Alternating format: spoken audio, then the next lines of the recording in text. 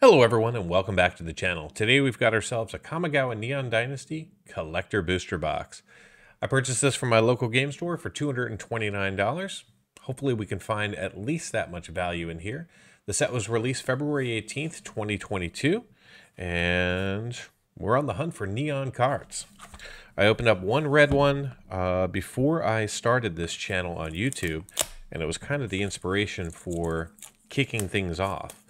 There were multiple factors at play, but I opened the card, I saw it, I freaked out, and I had no one to share it with.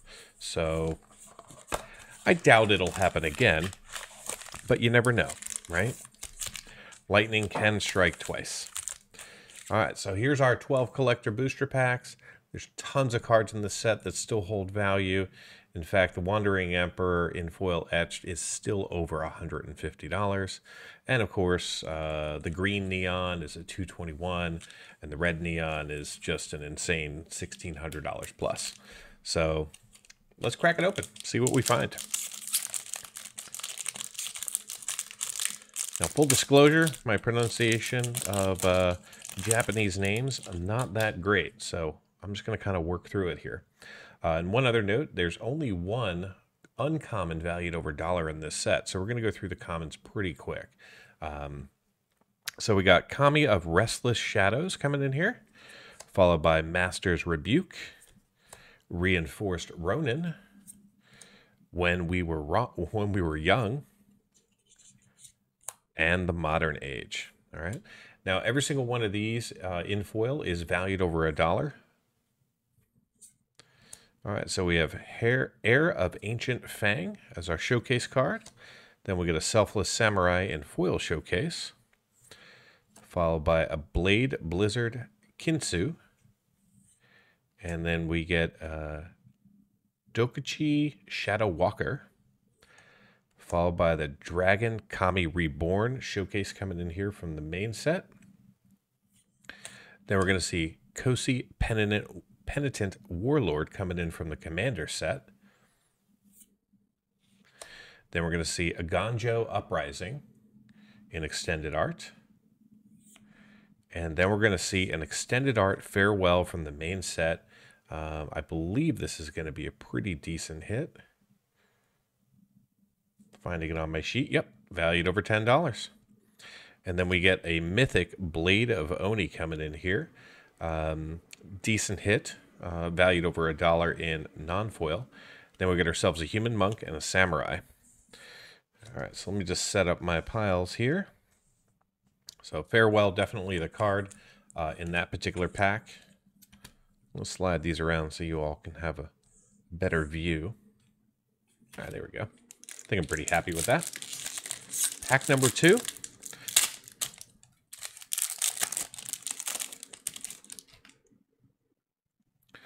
All right, Imperial, Papercraft, Touch the Spirit Realm, Gravelighter, Mikio's Reign of Truth. Then we got ourselves a Forest.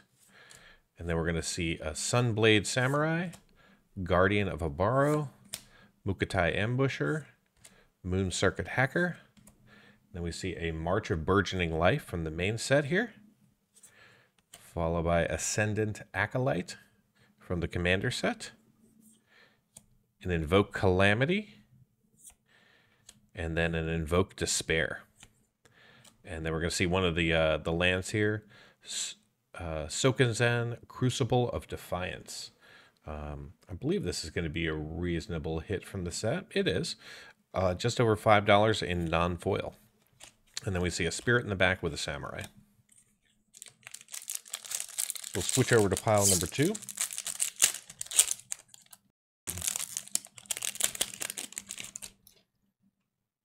All right. Moonfolk Puzzle Maker, Return to Action, Covert Tactician, Malicious Malfunction, Kumino Faces of Kazan. All right, and then we see a Plains here, followed by an Asari Captain, a Jukai Trainee, a Futurist Operative, then Dokuchi Silencer, and then Ishin Two Heavens as One, coming in as our rare from the main set. Then we're going to see a Swift Recognition coming in from Commander, followed by Tamashii Reality Architect, extended art, and then an Invoke Calamity, and an Invoke the Winds. So we're just invoking everything. Then we got a treasure and a samurai token. All right, moving on to pack number 4. And if you all have ever opened these, this particular set, they really went to town on the glue. All right, we got ourselves a Spell Pierce to kick things off. Ironhoof Boar, Dragon Spark Reactor, Hiko Yamazaki, the General, Befriending the Moths. I got ourselves a full art Swamp here. Very cool card. Then a Trainee, Reinforced Ronin, Coiling Stalker, Fang of Shikeji, and then an Inventive Iteration from the main set, Rampant Rejuvenator from Commander, followed by Crucible of Defiance, this time in non-foil, and then Ishin Two Heavens as one in Showcase as a rare. Then we're going to see Kotos the Silent Spider, also from Showcase, another rare, but this time in foil. And then we see a Construct and a Spirit in the back. So these are rare showcases, so I'm going to start a new pile for those.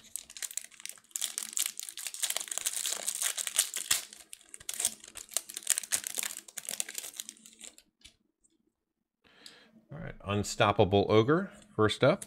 Blossoming Sands, Assassin's Ink, Containment Construct, Befriending the Moths. We got ourselves another Plains here. Then in Showcase, we're going to get Hiko, the General, Imperial Subduer, an Inkrise Infiltrator, and a Moon Circuit Hacker. And our first rare is going to be a Cloud Steel Kirin coming in from the main set, followed by a Go-Shintai of Life's Origin. This is going to be a good hit coming in from Commander, just over $10. Then Thousand Face Shadows coming in an extended art. All right, goes down in that pile. And then we get another land. This time it is the Abandoned Mire. Very nice to see that. And then we get a Light-Paws, Voice of the Emperor. Good hit. And then a human and a spirit. All right, so this pack officially marks the halfway point. Nothing terribly exciting. No Jintaxis, no Wandering Emperors as of yet. So fingers crossed. So we got a Gift of Wrath, Thornwood Falls, Thirst of Knowledge, Essence Capture, Behold the Unspeakable, and then we see a Mountain. Seven Tall Mentor, Jukai Trainee, Shadow Walker, another Shadow Walker, this time in foil. Then we get an Invoke Despair from the main set, followed by an Organic Extinction coming in from Commander. And then we see a Mirror Box. Very cool to see this. It's a good artifact to get out of this set. And there we go, an extended art, Soaring City. Very good hit from the main set. And then we get Korra, the Boundless Sky. This is going to be a pretty decent hit at just over $3 for the non-foil version. And then we see a Kemi and a Samurai in the back.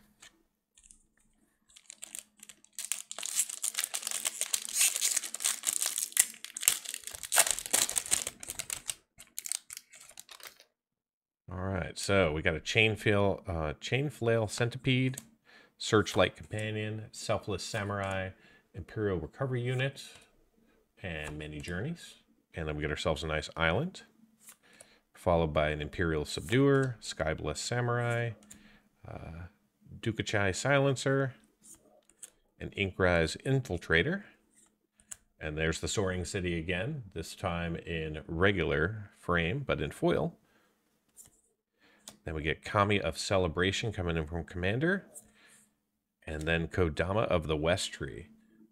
Very good hit here at just over $5. Then we get Brilliant Restoration And we're going to see a Mecha Titan core coming in an extended art foil, followed by a construct and a spirit token that I just threw down like it didn't matter. But then again, it is just a token. So I've opened many of these boxes before. I think this is my 6th collector box, all before YouTube. So this is my first one on screen. So we got a Futurist Sentinel, Harmonious Emergence, followed by a Circuit Mender. Then we're going to see a Spinning Wheel Kick, followed by the Shattered States Era. Then we're going to see an Island, Blade Blesser, the General again, the Prowler, Furmaster, and then we get the Swirling Sky Mythic coming in from the main set,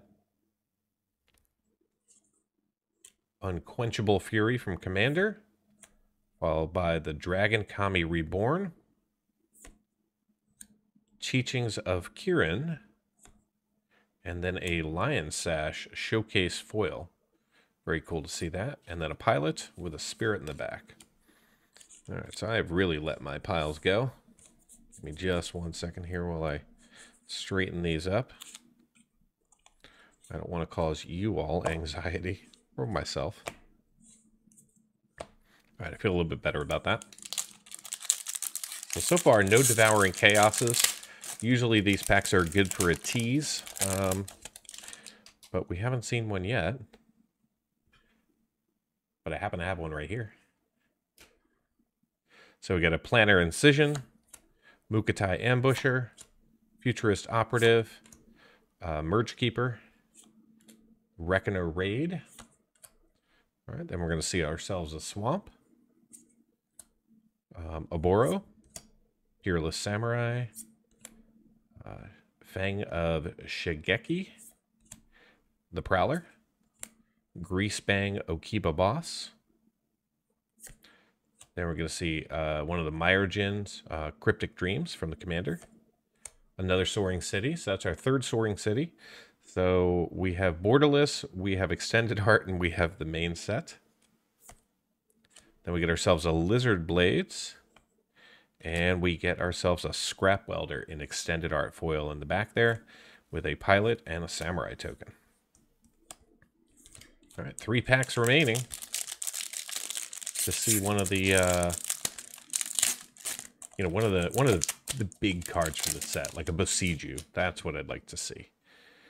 All right, so we got a Commune with Spirits, Thundersteel Colossus, Awkward Awareness, Upriser Renegade, Era of Enlightenments, a Mountain,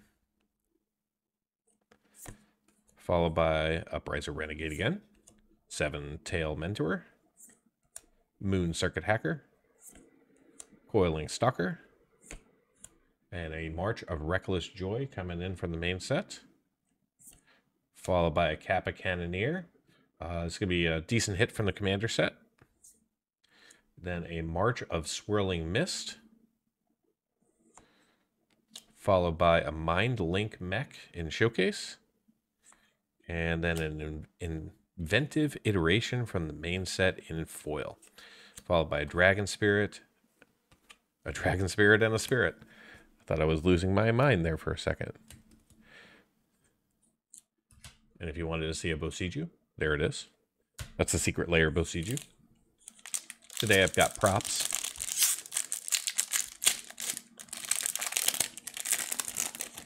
Just trying to bring in a little bit of my collection into some of these openings. So we got a Lucky Offering, a Kami's Flare, Dockside Chief, Chef. We got a Leech Gauntlet, Bosiju Reaches Skyward, getting close. Got ourselves a nice swamp there. The Ronin, another Ronin, the double. Shadow Walker, the Ambusher. And then Moon Sage's Scion from the main set. Decent hit from the main set. Followed by the Aki Battle Squad from Commander. There we go. There's Devouring Chaos. Not the one we're looking for, but still in Borderless. Then we get a Tribute to Hirobi coming in from the main set. And our last card is going to be a Mukotai Soul Ripper, followed by a Treasure and a Samurai token. Don't know why it's so hard to keep piles straight. All right, last pack. Here we go. And then stick around for the MTG box analysis, and I'll let you know if we actually did better than the $229 I paid for this. Regardless, I feel good about supporting my local game store. All right, so we got an Explosive Entry, an Undercity Scrounger, Go-Shintai of Hidden Cruelty, Go-Shintai of Lost Wisdom, and the Fall of Lord Kanda. Coming in here is our last regular frame card from the main set. Then we get ourselves a foil Forest, the Exemplar, the Blade Blesser, the Specialist, the Operative, and Tamashii Reality Architect coming in from blue. Followed by a Drum Bellower out of the Commander set, just over $3. Then we get a Silent Spider,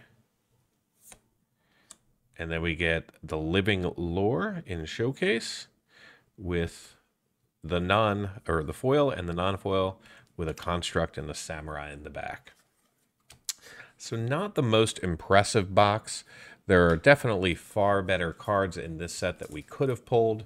Some of them include Bosiju Who Endures, Phyrexian, a couple of Wandering Emperors. We could have seen all of this in this box. Unfortunately, we did not. But that's what I got out of all my previous box openings. So that's just a little teaser, a little taste of what we could have seen. Unfortunately, this box was not as exciting as many other Kamigawa Neon Dynasty boxes have been in the past. But I'm going to run the MTG box analysis and let you know if this was a win or a loss. Let's start things off with a review of the Kamigawa Neon Dynasty set and establish what's possible to see in a collector booster pack. This set contains a total of 505 cards. Collector booster packs can only see cards numbered 1 to 302 in foil. This includes all the cards from the main set as well as the full art Yu-Gi-Oh! Lands. You can also see the borderless, showcase, and extended art in both foil and non-foil. Etched foils as well as the neon inks are also available in collector booster packs. However, the yellow neon ink is a promo card and was not sold in any collector pack. In case you missed the pack anatomy, here's a quick recap. Each collector booster pack features a neon ink etched foil or traditional foil that's either rare or mythic, an extended art borderless that's rare or mythic, an extended art commander that's either rare or mythic, and one traditional foil that's either rare or mythic. There's also 9 commons or uncommons in the pack, as well as a full art Yu-Gi-Oh! Land and a double-sided token. Now let's pivot to the set's distribution versus this box. This chart shows all the cards we saw during the opening, including Commander. The non-foils are in green, the foils are in orange, and the cards we were eligible to see are in gray as the baseline. From the main set, we saw between 9 and 15 cards from each of the colors of Magic, as well as 7 foil extended art cards. In the non-foil space, we saw 2 borderless, 12 extended art from the Kamigawa set, and 12 extended art from the Commander set. Pivoting to coverage, in the non-foil space we saw 58 unique cards, and since we were eligible to see 240 cards, our coverage was right around 24%. Our highest coverage was in the showcase category, seeing 32 cards and giving us 33% coverage. With every collector booster box, you should see 12 extended art commander cards, and since there's 38 possible cards, unless you get a duplicate, you should always end up with 32% coverage. In the foil space, we saw 114 unique cards out of a possible 479, which gave us the exact same coverage percentage as non-foil at 24%. From the main set, our highest coverage was in blue, with 35% of the cards making an appearance in this box. We also saw all 10 of the Yu-Gi-Oh! Lands in foil, as well as 10% of the extended art series. Pivoting to coverage by rarity, in this box we saw 88% of the commons and 47% of the uncommons we were eligible to see in non-foil. We also saw 34 rares giving us 22% coverage, and 2 mythics giving us 4% coverage. In the foil space, we saw 31% of the commons, 37% of the uncommons, 20 rares for 11% coverage, and 4 mythics for 7% coverage. In this collector booster box, none of the commander cards were duplicates, but 8 of the cards from the Kamigawa set were repeated, including 1 white card, 2 full art lands, and 5 showcase cards. This gave the box a duplication percentage of 3%. Now let's take a look at the potential value of the Kamigawa Neon Dynasty set.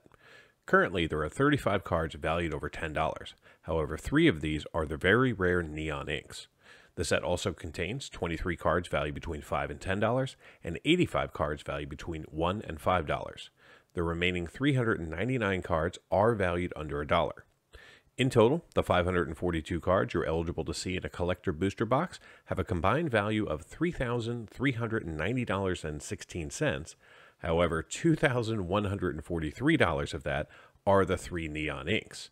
So without those, the 539 cards have a combined value of $1,247.16. Now let's take a look at the value that we saw in this box, starting with the non-foils. In this box, we saw 4 cards valued over $10, just 2 cards valued between $5 and $10, and 11 cards valued between $1 and $5. The remaining 43 non-foils in the box are currently all valued less than $1. In the foil space, we kind of struck out. We only saw 1 foil valued over $10 and 2 foils valued between $5 and $10. We did, however, see 21 foils valued over $1, but the remaining 96 foils in the box were all valued less than $1. So how did this box perform? Well, I purchased this box from my local game store for $229.99, not including tax. Today we opened up 12 packs with 15 cards each, seeing a total of 180 cards. The 12 tokens in the box have a combined value of $2.76. The 12 commander cards are valued at $18.73 together. The 48 non-foil cards from the Kamigawa main set have a total value of $86.25. And finally, the 120 foils in the box have a combined value of $95.68. This brings the grand total for the box up to $203.42. This is a loss of $26.57 and means that only 88% of the box price was returned in card value. For those interested in cards valued just over $2, the numbers look like this. In total, we saw 27 cards valued over $2 in this box, with a total value of $154.65. If you want to see more data about this box opening, head over to mtgboxanalysis.com, and for a limited time, you can get a free copy of the Excel document I used to compile this analysis. Thank you so much for watching. Until next time, do something amazing.